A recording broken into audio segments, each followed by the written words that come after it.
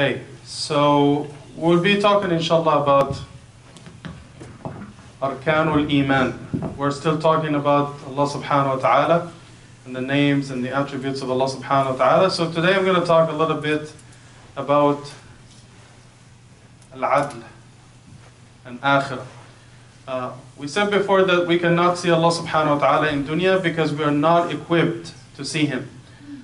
When Musa alayhi salam requested in Surah A'raf to see Allah subhanahu wa ta'ala, he was told, "You cannot see me." Allah subhanahu wa ta'ala did not say, "I cannot be seen." He said, "You cannot see me. Innaka lan tarani." Right? He said, "You cannot see me. You're not equipped. You're not ready to see me." And as we said before, we will be able to see Allah subhanahu wa ta'ala on the day of judgment and stand before Him for judgment. So, the focus of my talk today is free choice and Yawm al-Qiyamah. In this dunya, we have free choice. You can do whatever you want, right? If you want to do good things, you can. Unless you are violating any laws, then a lot of people do whatever they want. People drink, people do drugs, marijuana is now legal, and so on and so forth. But not for you, it's not good.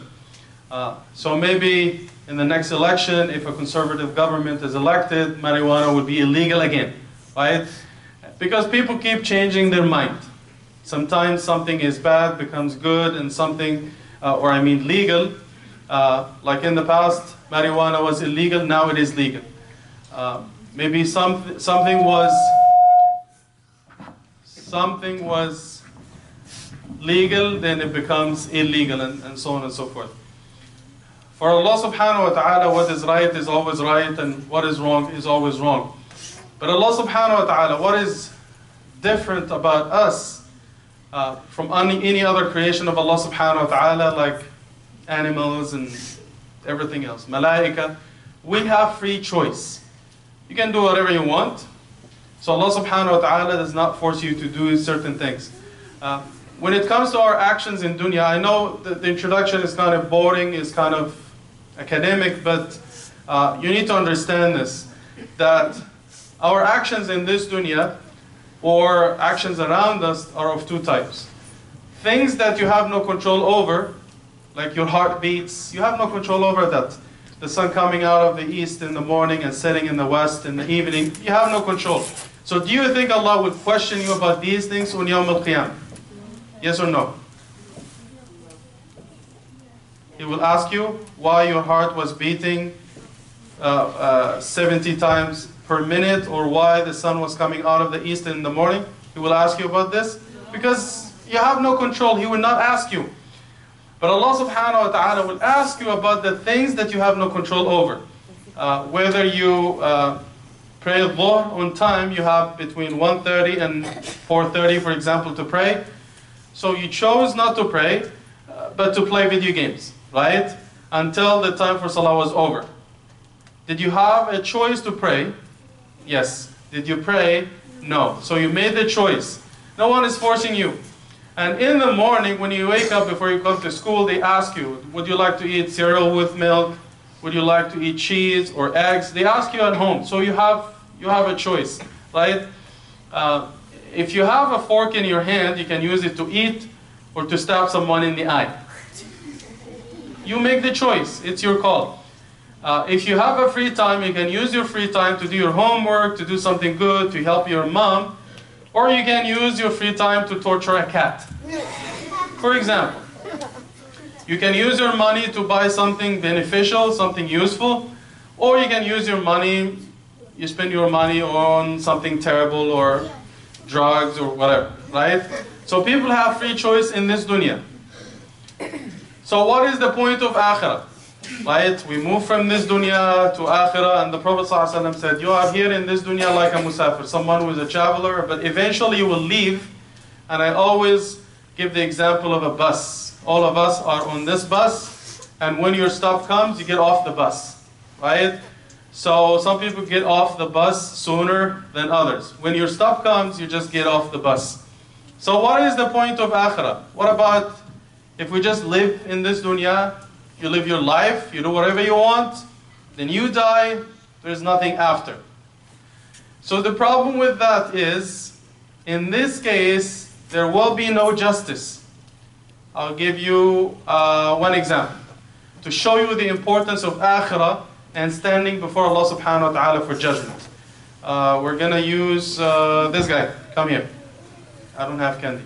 But what's your name again? Zain, mashallah. So Zain is a very good guy. And he's a family man. He's married and he has kids. I'm going to call this guy. Come here. And this guy. Sit over here. And who else? This guy. Sit over here. 3 of you. And this sister. Nice glasses. And this sister. Sit over here. Sit down. Face the people. Face this way. Yeah, sit down. Facing this way. So this is your dad, Zain. He goes to work every day, right? No days off. He's working hard to provide for you, right? To buy all the stuff you like, buy you candy, buy you food, take you to the store, and so on. Very good guy, mashallah. So he doesn't have a car. He has to walk from work to the house. So one night, mashallah, he was walking 11 p.m., going to his house. He works, at night. He was going to the house, and there came this guy. Come here. So this guy is a troublemaker. Do you have a name? Malik, mashallah. He's a troublemaker. He is driving his car, and he's texting while driving.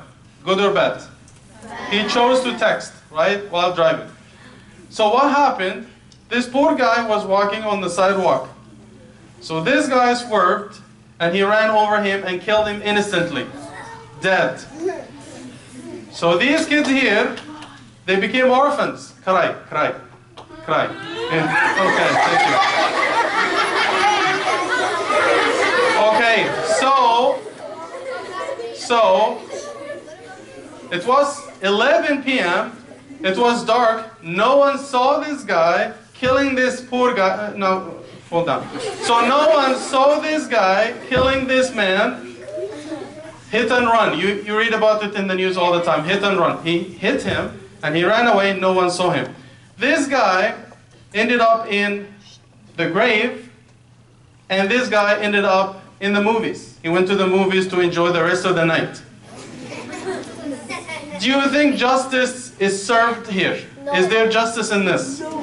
With this guy dying and leaving behind 5 beautiful kids and a wife, and this guy enjoying his life till the end of his life, there's nothing happening. Now, if there is no judgment in akhirah,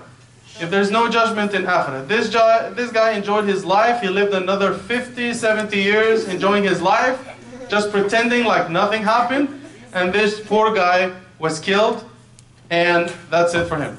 Oh, thank you. Go back. So, boys, settle down, please. Now this is a very small example to show you that there is a need for akhirah and standing before Allah, because there are so many injustices in this world.